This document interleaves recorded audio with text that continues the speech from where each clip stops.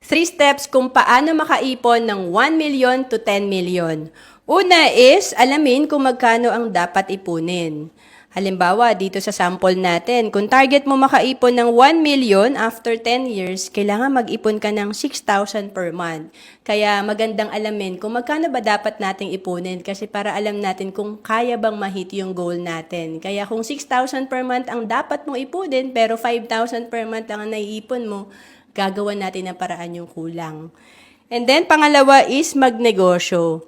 Ako nung ako ay empleyado pa, medyo limited lang yung kaya kong ipunin at isave, kaya nag-part-time business ako. And then, pag may business kasi tayo, kahit magbasa tayo ng mga financial books, mag-attend ng seminar, business talaga yung recommended para gumanda yung cash flow natin or income. Kung naghahanap ka ng business na pwede mong gawin, pwede kang maging financial educator kagaya ko dito sa IMG. Sa IMG, marami na tayong kapartner na financial providers mula healthcare, life insurance, investment, mga non-life insurance, and financial services. At pwede mo pa itong gawing online. Kaya kahit nasa province ka and abroad, pwede mo itong simulan.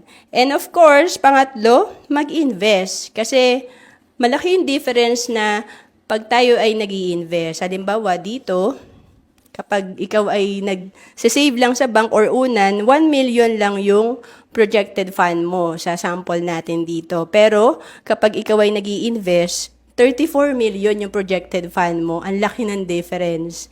To know more about savings and investment, comment ka lang.